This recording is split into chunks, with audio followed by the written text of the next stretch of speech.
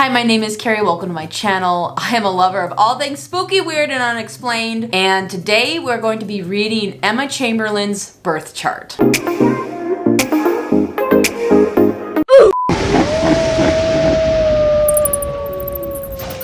A few months ago, somebody had suggested that I should read Emma Chamberlain's birth chart. I decided to do that today. I looked up her birth chart and I wrote down a bunch of notes that I'm going to obviously read and talk about. And we are going to do a little more of a deep dive on her personal chart than just her sun sign, because if you do not know, you are more of a complicated human than just your sun sign. Let's look at what I wrote down and let's get into this reading. Emma Chamberlain, she was born on Tuesday, May 22nd, 2001 at about 11:05 p.m. Now, I did a lot of digging on this. She was definitely born around this time. It might not be the exact time, but it's within that hour. I know for a fact that we have her rising sign, which is Capricorn rising, correct. We are going to read this chart as I have it. Her sun is in Gemini, her moon is in Gemini, and her rising is in Capricorn. Those are the big three. Most people, when they do chart readings or when they start to look into themselves, they'll look at those three. But the main one you want to focus on if you're going to look up your horoscope is going to be your rising sign. Some people resonate more with other placements like their sun or maybe their moon sign, and not really their rising, but the majority of people are really going to resonate with their rising sign. So if you're looking up your horoscope for the day, I would highly suggest looking up whatever your rising sign is. Her sun is in Gemini. It's in the 6th house in the chart that I'm reading. Wherever your sun is in your chart, it's going to show you where you should focus a lot of your vital energy, or it's just going to show you where you're going to shine the most, where you're going to feel the best version of yourself. And so whatever house it lands in, just take note of that. So hers is in the 6th house. And what does the 6th house represent? It represents health, wellness, her day job, her routines, and it's in Gemini. So she will more than likely build a daily devotion to something, and she needs to be efficient in her craft to others to feel fulfilled within herself. She's got a lot of planets in the 6th house, which shows me more than likely she's probably very routine oriented off the bat. She will probably start out as like the best student, and then eventually when she gets older, she'll become the best teacher. People with suns in the 6th house tend to want to take great pride in the jobs that they do, and they might become a workaholic because they know that their job is very important, because more than likely her parents told her or wanted her to be something great. These people, sun in Gemini in the 6th house, they want to make the best of their minds and the best of themselves. If I could say brilliant mind, she's got a brilliant mind. It's all in Gemini. She's got other planets there, and her moon is also there. So the girl is extremely intelligent. And if you know Emma Chamberlain, you'll know that because she basically was in high school, and I think she was taking like college classes on top of that. I just know that she has a great mind because she's also got Virgo up in her 9th house as the ruler of that house. And when you have Virgo up there on the 9th house, you're just always willing to learn things, soak up as much information as you possibly can with pretty much anything. So now we're going to move on to her moon in the 6th house as well. It's conjunct her sun. She probably feels like she needs to be useful and helpful in certain things, especially when it comes to her job or her routine. Now we have to remember that the moon deals with our emotions, and so if she meets somebody that she doesn't have an emotional, like deep attachment to, and it feels kind of wrong, they can feel it deep down in their body. They can physically feel and sense things from the people that are around them, but it's on a physical sense. When you have your moon in the 6th house, her health is probably really important, or if you have some of these planets, your health is going to be important to you, and your health will always depend on how you emotionally feel because we're dealing with the moon and your emotions. The more tricky thing with this position is sometimes the relationship with the mother could have been overly concerned with her health, or your mother could have been overly concerned with your your personal health. The moon also deals with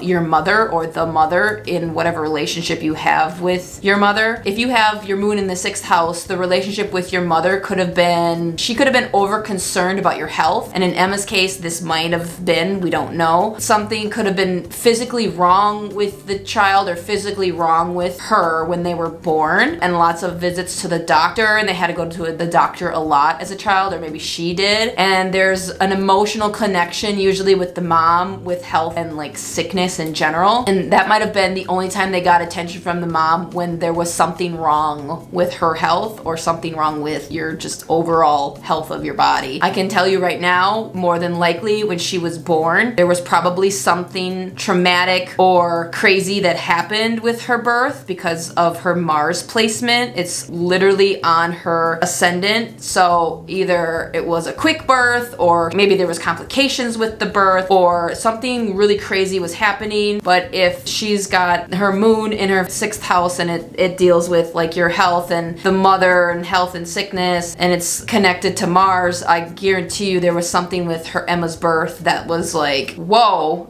With having her moon and her sun and all these other planets in her 6th house, they want to be perfect in their job. If the person hates their job, or the job isn't performing well, it can really mess up their health, because the moon is so emotional and it fluctuates so often. And so when you have the moon in your 6th house, your relationship to health might be kind of like all over the place, because it's like you're emotionally attached to it. And she has the gift of gab. So this girl can be witty and funny, and she's gonna make certain expressions with her face when she's talking or when she's being silly, and people are going to love that about her. Since she is a Gemini and she's got a lot of Gemini in her, the physical traits of a Gemini is usually they're more on the petite side, and since she's got Capricorn rising, the body part that governs or that Capricorn rules under is your skeletal system. So usually if you have a Capricorn rising, you might be bony, if that makes sense. You might have like beautiful like collarbones, or like your cheekbones might be more prominent. You just might look a little more bony than normal because Capricorn risings, or Capricorn governs the skeletal system or the skeleton. When you look at Emma, she's very petite and tiny, and she's got a unique sense of style. Most Geminis have like Gemini risings will have like cool sense of style. Like they might wear like a skirt with like an oversized sweater. They want different options because they love learning tons of different things, and they're real quick-witted. One of the zodiac signs that has ADD, it would literally be a Gemini, because Geminis are so like, they want to learn everything, and they want to learn all kinds. They pick up tons of different tasks, or they'll take up tons of different hobbies, and they talk a lot, and they never stop moving, so they'll always be like fidgeting or moving around. It's likely that they can't sit still. So if you want to know if somebody's a Gemini and they're twisting around and they're moving and they can't sit still, more than likely they have a lot of Gemini in their chart, or they're Gemini rising, or maybe their sun is in Gemini, or they just have a lot of Gemini placements and aspects in their chart. So with her Mercury here, she's going to be really quick-witted. She's going to be very communicative, and she's going to probably love to talk about her job, conjunct her Jupiter. So she's probably more than likely going to talk a lot about her job, or she's going to talk about new ideas, or wanting to invent more ideas and be creative that way. Emma Chamberlain is definitely smart, and she definitely is quick-witted, and she shows this in like all of her videos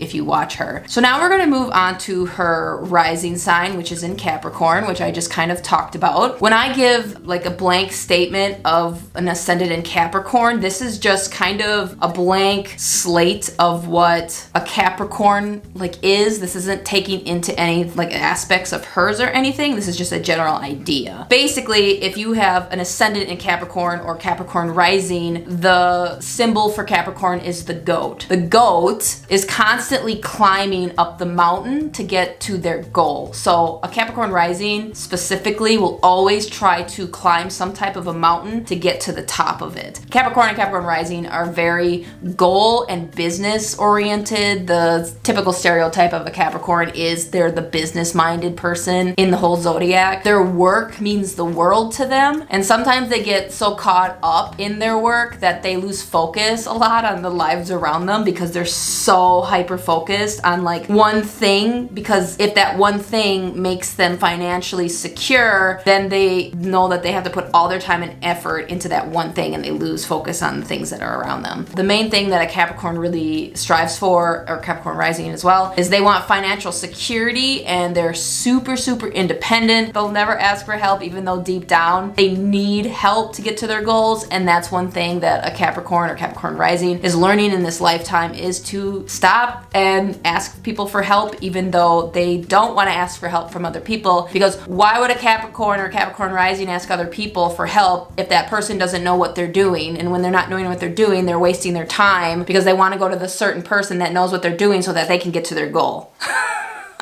Capricorn! Since she has it as a rising sign, when you first meet her, she's gonna have RBF face, unfortunately, because Capricorns are usually, and especially Capricorn rising, they're so goal oriented that they're probably thinking about their next steps for that goal, and their face just comes off like very, like when they're walking around. It's almost kind of like Scorpio-like, but not as intense. It's more like, wow, you look like you're pissed off 24/7. Are you okay? But in reality, they're just in a different world thinking about like their next move for their next goal. If you watch Emma and you watch like some of the shots she does of just her natural like face, like sitting there, it does give off RBF, and that's because she's got a Capricorn rising. And like I kind of mentioned just a couple seconds ago, they'll never listen or they'll never take advice from someone they don't trust. Someone who doesn't know what they're doing, or someone that did it up and they saw that mess up, they'll never ask that person for help or advice because they know that that person messed up. Why would I waste my time asking them if they messed it up already? I want to ask the person that knows what they're doing so that I can get to my goal. Capricorn is so like that. She's probably like that, but you wouldn't ever see that unless you're close with her. Capricorn risings and Capricorns in general are really good leaders, but the problem is sometimes their style of communication is very, this is how it is and this is how it has to be done, and if you do anything differently, it's not going to work. Capricorn is not one to change too many things unless they trust the person and they see that this person has tried it a different way and it's working really, really well and efficiently. Then the Capricorn most likely will change their mind. But usually if a Capricorn has been doing something one certain way for like the past 10 years, they don't want to change it because it's been working. Usually Capricorn or Capricorn risings, especially because we're talking about Capricorn risings, when they were young, they had to grow up quick. They either had to grow up quick because their home life wasn't great, or they just were put in a situation where they had to grow up quick, or they're just naturally growing up quickly because of just that's who they are. And so they're very, very independent people, and it's a very, very independent sign. Capricorn rising especially goes off of the expression, you can't rely on anybody but yourself, and nobody will do the best job but yourself. With this mindset, a Capricorn rising will never ask for help. Why would they ask for help from somebody else when they themselves knows how to do the one thing extremely well and perfect? And why would they mess that up? So Capricorn in this lifetime, again, has to learn how to ask others for help because they get burnt out really, really quickly in life, or at some point in their life, and it just blows up in their face. Capricorn risings are just naturally workaholics, and if you are a Capricorn or a Capricorn rising and you're like, I am just not a workaholic, well then there are two reasons why this hasn't caught up with you yet, especially if you're a Capricorn rising. It's either because you haven't gotten to that stage of life yet, because when you read for somebody who is younger, like Emma, a lot of this stuff might not even have happened to her yet because it's all in the master grand plan, and there are things in this lifetime that are fated that she needs to learn in this lifetime. So she might not even have some of this stuff happen. Well, I know she hasn't, like she hasn't had her Saturn return yet because she's still in her early 20s. If you are a Capricorn rising and you're not a workaholic, like I said, it's either because these things haven't happened yet, or it's because there is something wrong that is making you not do that, or making you not a workaholic, or making you not care about your long-term goals. There's something that within you that you still need to work out and work through to figure this out. And this can apply to literally all of the signs. If your rising sign, if you're not like deep down, whatever your rising sign is, sometimes that just means that there is something off balance within you and that you need to dig deep, work on, and get through, learn those lessons, and then your rising sign will literally become you, most likely. With her Capricorn rising, being somebody who values their job and their goals and making their future financially stable and having all of these planets in the 6th house, I can tell you right now that she probably without a doubt is a workaholic, and most likely she always has some type of a goal that she's striving towards. There's one thing that you do not have to worry about a Capricorn or a Capricorn rising. They are one of the hardest working people in the room. They take their jobs usually really seriously, and they try to do the best job that they could ever do at that job. Doesn't even matter what the job is. It could be something as simple as like, you know, a waitress or a waiter. You know what? It might not be like your actual career, but dang it, you're gonna be the best waiter or waitress that your boss has ever seen, because they just want that type of recognition in their life from their job. They just want to be noticed in their job and that they do a good job. They don't necessarily like need the limelight, but they definitely need that, you know what, you're a great worker. They don't need like a compliment all the time, but they definitely needs to be like noticed. It's just something that's important to them. If you ever have a person in your life that has a job, or like your coworker, and they're an amazing worker, they just get it, they're probably either a Capricorn rising, a Capricorn sun, or they have a certain aspects to their Capricorn placement in their chart, because every Capricorn is an amazing worker. Capricorn, it is one of the most misunderstood signs of the zodiac, because again, they give off that like, I don't care about you and all I care about is my goal or my job or making my career or being stable for my future, that they literally, like I said, they forget about important things around them that they really should be focusing on. The thing is a Capricorn or Capricorn rising just feels like they literally have no other choice. Like this is the only choice that they have to put all of their laser focus energy in to get to that goal. Since this is their thought process all the time, they're constantly climbing this mountain or a mountain, and once they get to the top and they finish, they feel good, but then they just feel like they have to keep climbing another mountain. So a quick recap, she's definitely a hard worker, and she probably all of her emotion into it, and she's got her Mercury in there, she's got her Jupiter in there. This makes sense with having a YouTube channel. She's able to talk on her YouTube channel. She's got that Jupiter there, so she's gonna be chatty and talkative, and it's all in Gemini, and she's gonna be witty, and just her personality is definitely in the 6th house, and she shows it on her YouTube channel. If you were to connect it to her career, which is her YouTube channel and her whole business mindset, Libra is the ruler of that house. She is going to, or she has in the past, always make sure that she doesn't say anything too crazy to the public to get canceled or whatnot. Anybody that she meets within her career, she's going to be very pleasant and nice, and she's going to be able to go up to a bunch of different people and talk to them and be witty and funny, and she's going to be herself. But with Libra there, she's going to have a little bit of a reserve where she doesn't want to upset anybody else, and so whatever she chooses to say on her public platforms is very rehearsed, and it's never going to be shocking, which she has done this. If you watch all her YouTube videos, she never really says anything too shocking because she has her Libra there, and Libra does not like shocking things like that. And so I could see how well this has worked out for her on YouTube, because she's able to talk, be goofy, be silly, have all the classic Gemini traits, and then throw that in the 10th house where she's going to use all those traits but never say anything too crazy because she doesn't want to get canceled or not liked by another person. So we're going to look at her 9th house in Virgo. I had mentioned this, I think, earlier. Anything that she learns, she is going to do everything in her power to learn it and communicate it in the correct way. Since she has Virgo up there, Virgo is a very intelligent sign. It just is. Virgo is very, very intellectual, and so is Gemini. Gemini is also intellectual. They both, the planet that rules or co-rules both is Mercury. And Mercury is all about intelligence, communication, your thought process, and how you communicate. And when you have both Gemini and Virgo in the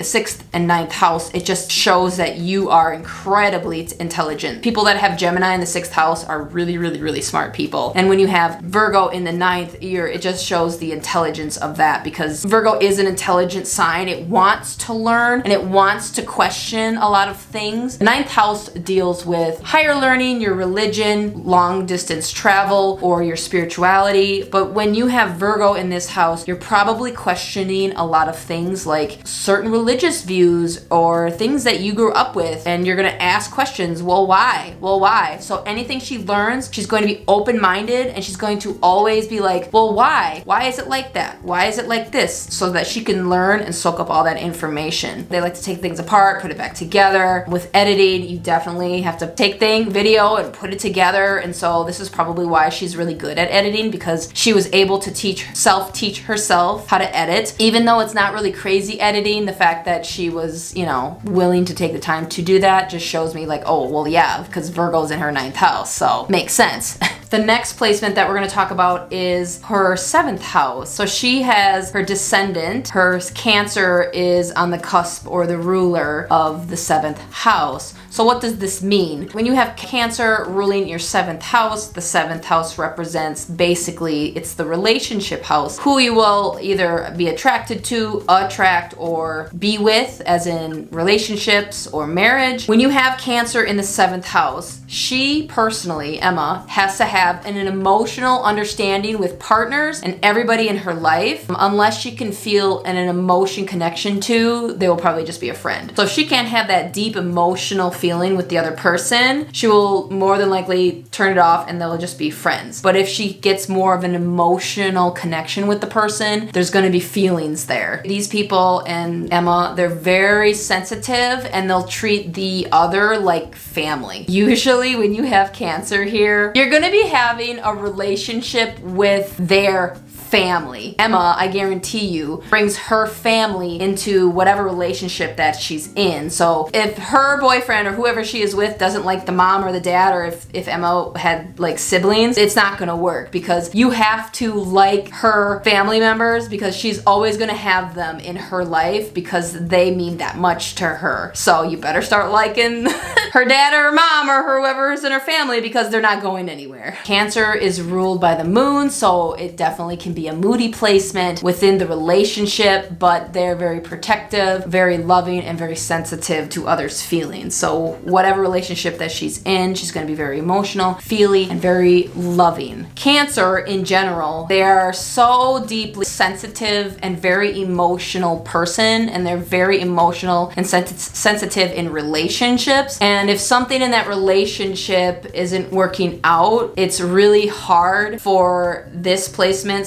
specifically in the 7th house to deal with a breakup. It'll literally ruin them. They put a lot of time and effort into whatever relationship they have if you have Cancer in the 7th house like she does. She has a Capricorn rising. You won't realize like how much sensitivity they're holding within them, because they walk around it with this RBF face all the time, and they would never show it. They would never show you how deeply hurt or sensitive or whatever feelings they have inside, because they're walking around with this mask on their face. Whoever she is with, or if you have this placement as well, when you're in a relationship with somebody and you're with them for a long time, because Capricorn is one of the placements that's in for the long haul, that other person that you are with sees your vulnerability, that they're Capricorn, because they're opening up to you, because a lot of Capricorns don't want to open up and show their vulnerability. But if they let you in like that and you stop caring, or you ignore them, or the other person starts to neglect that, or you come home as a Capricorn rising and your partner is just like not talking to you anymore, or it's just like robotic, and you have Cancer in the 7th house, the Capricorn rising, it's just gonna be so hard and devastating for that person or Emma, because they devoted their everything to that relationship, including their family, including taking their family and letting you meet them, and bringing their family into the relationship a lot to make the other person feel comfortable and safe and secure. That's what Cancer likes to do, and it would just be so devastating if you just emotionally detached from the Capricorn rising. If you have Cancer in this 7th house, it's a difficult placement, but just know that they will literally be so loving and caring deep down. You are a young person like Emma. This might not have like activated yet in her chart, or she might might not even realize it. Once she gets older, this might activate and she might realize that, hey, I kind of like people who are soft and who are motherly and who are just sensitive towards me. Because when you're younger, Capricorn rising tends to be like, don't touch me, I don't want to be touched type vibes. The people that she's going to constantly attract into her life are Cancers or Cancer risings, or people that have a lot of Cancer in their chart. Cancer and Capricorn are complete opposites. When she gets older, the person that she should end up with should have some type of Cancer placement in their chart, because it will show them that it is okay to be emotional and it is okay to be loved. It's okay to be touched. It's okay to have a partner that's very giving and act of service for you, because Capricorn does not want people to do things for them and they don't want to ask for help. And Cancer wants to do things for you. It wants to help. It wants to do it because it's so emotionally invested in you and it's unapologetically just, it wants to mother you when it's healthy, when it's a healthy Cancer placement. If she doesn't end up with a Cancer, I would be shocked. Or if she doesn't end up with some type of person that has a lot of Cancer qualities to them. Now we're gonna go down to her second house, which is the money and the possession house. It's the things that we buy with our money. It's mainly the money house. She has Neptune and Uranus in the second house. This is funny because I just saw a reel of her talking about how she never looks at her bank statements and she has zero clue what's in her bank state or in her bank or what her financial stuff is. When you have these planets here, she probably doesn't see her finances clearly, and she probably daydreamed about reaching large amounts of money, which has happened to her technically, but she definitely put in the action to get that money via her hardworking personality connection to her worth ethic in the sixth house. So yes, Emma is definitely a hard worker. I can see it just by her chart. I can see it like with everything she posts on social media, always going to work hard to get some type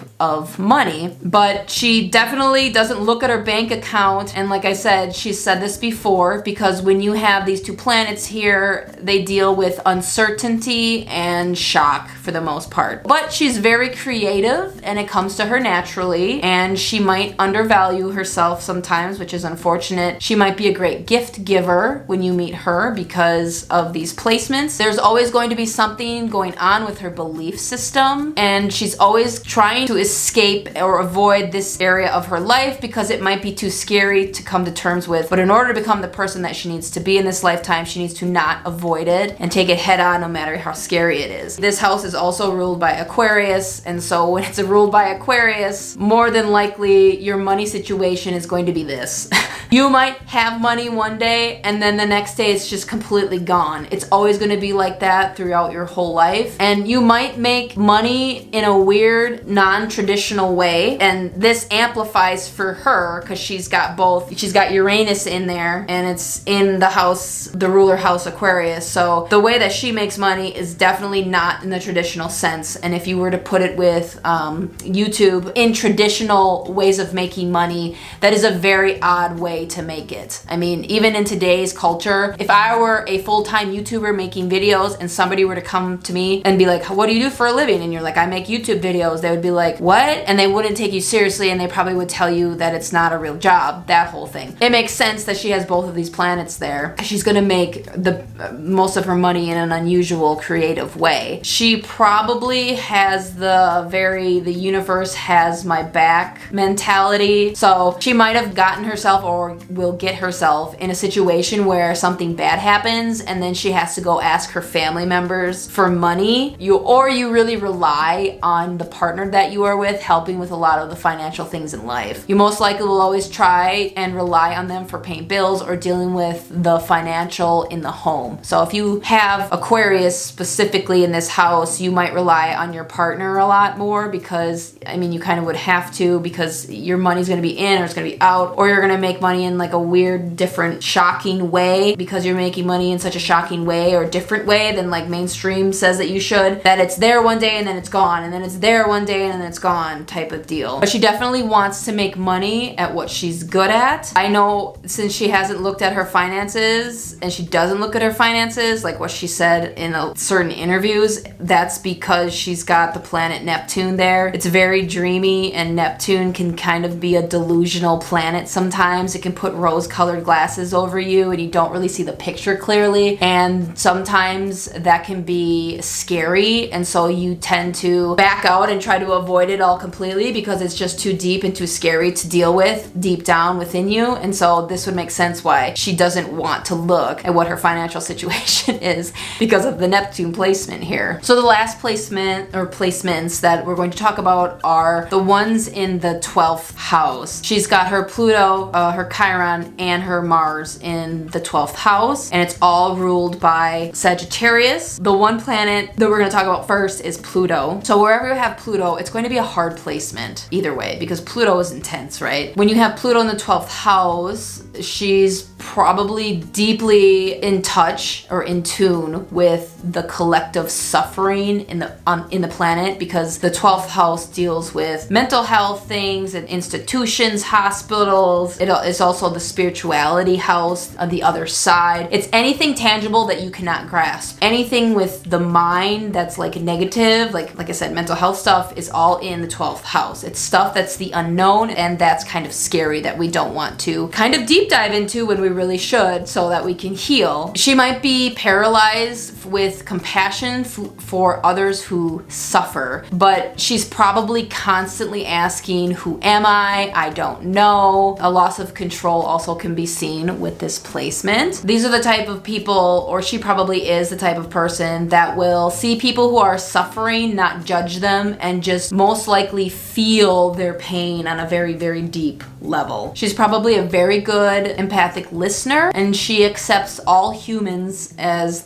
just the way they are. Or she will be when she gets older. Like I said, some of this stuff has not happened, but this, having Pluto in the 12th house, she is the definition of compassion. Or she might also have seen a lot of suffering in her life, but the thing is with this placement is it's so scary to confront that, so then they push it down. She probably has all of these things inside of her, but she doesn't know why, and she's probably questioning why, and it's because she keeps pushing it down because Pluto, like I said, Pluto is intense. The one thing with this placement is she definitely has a wild imagination. The imagination in this house is used so that she can escape, like it's an escapism thing. She probably cried a lot in secret. Somebody else's pain becomes her pain. For example, like if her pets were in pain, she was in pain. If her friends are in pain, she's in pain. This person, or she might use drugs or comedy or art or imagination or anything to put a wall up in front of other people because she might have learned that that's where pain comes from, other people. Some examples of disassociating would be alienation, keeping yourself away in your room, or sleeping becomes a huge coping mechanism, but the pain that she felt or feels makes her feel like she just constantly wants to escape it, but she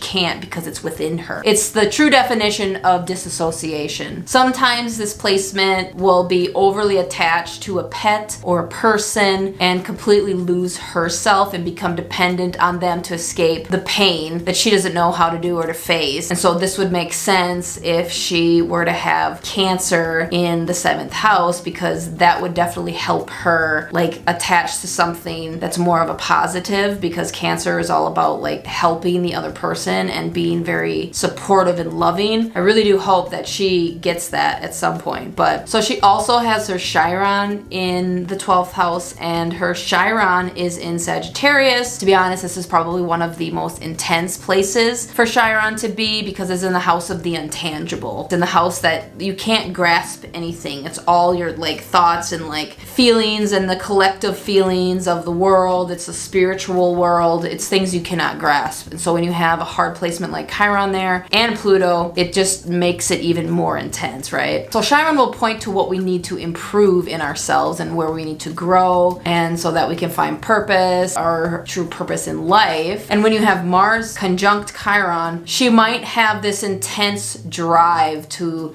do things, but then her Chiron will come in and like tell her that she's like not good enough or odd or inadequate, or she just feels awkward. You have like this one planet that wants you to go ahead for your goals and shoot ahead for your goals, Mars, and then you have have Chiron where it's like, you're not good enough, and that's probably really, really, really difficult for her to understand like why that is happening. Usually when I see Mars in the 12th house, or what I've noticed is right on or almost right on her ascendant line. So like I said before, there might have been trouble in childbirth, or maybe her mom had a crazy C-section or some type of emergency during the birth. But when you have Mars here, you're definitely a spiritual warrior. And the one thing though that's kind of a negative thing with this placement is these people tend to have a hard time being assertive. People might cross her boundaries a lot, and then it'll make you or her feel mad, and then instead of turning that into an outward way, you're going to turn that in an inward way, because it's dealing with the 12th house where everything is like inward and like you can't grasp it. You'll probably have a hard time expressing your feelings and your desires, and I guarantee you she probably has this. And so then you feel like you need to introvert to feel like you can fit in, or you live a lie in order to feel like you fit in, and you hide your real energy. When you have certain planets in this house and you have Mars there, sometimes there is an addiction coping mechanism, like you might abuse substances to make it all just go away. I don't know if she is like this yet, or if there's going to be a point in her life where she is, but I hope that she has a healthy relationship with that in her life. Where her Scorpio is in her 11th house. So her 11th house, the sign that rules it is Scorpio, so I can definitely tell you that she probably feels like an outsider when it comes to groups of people or certain friendships, because when you have Scorpio in this house, it just means that you're probably going to be a lone wolf, or you'll have that lone wolf mentality where you will just do things on your own because you just can never really fit in with the crowd. There's just some type of something within you that makes you feel like, I am so different from you. I can be your friend, but like it just doesn't work. So if you have Scorpio or Pluto in the 11th house, just know that you're probably going to have difficulty with groups of people or just relationships. If you do have friends and you have this placement, and if she does have friends, she's going to be very, very choosy on who she opens up to and who she makes her friend, because Scorpio is very, I need to feel out everything before I can trust you. They kind of put up a big wall. So she's probably going to feel this way her whole life. Like she probably feels like she is such a different human compared to everybody else. The friendships that she does have though, those people are going to be her ride or die forever, and it might only be a few people, but that's all that she'll ever really need to be fulfilled in this lifetime. The funny part with this placement is if you have Scorpio in the 11th house, this is definitely the person that's like, if you need help burying the body, I'm here for you. Her life path number is 11, and 11 in numerology is a master number, so you don't add it down into a one-digit number, you leave it as it is. You are highly, highly sensitive and a very spiritual person, or that is somebody that she is going to have to become or do something with it in order to get through this lifetime. She definitely is going to feel the emotions of other people. She definitely probably comes off as a very old soul, like a very knowledgeable person. And 11s are natural born healers, or at least they tend to be a healer for other people. And it's all about peacemaking, supporting, nurturing, are called upon their lives to lead and educate others, which would make complete sense looking at her chart, having her Virgo in the 9th house, learning all of this stuff, questioning her spirituality or questioning what she wants to believe in, having a lot of those hard planets in the 12th house, being the person that is an amazing, intelligent, gift of gab type of person. I mean, one of her main gifts in this world is to communicate probably like her beliefs or her belief systems, and harnessing all of that energy that she picks up from everybody around her and turning it into something positive and not having it just completely tear her up inside. She definitely has a beautiful chart. She is so intelligent for how young she is. Hopefully everything works out for her, and I'm sure it will. Yeah, it's just a beautiful chart. So I hope you guys enjoyed this video. I hope you found it entertaining. If there's anybody else that you want me to look up and read their birth chart or break it down a little bit, just comment down in the comment section. And I hope you guys have a great day, and I'll see you in the next one. Bye.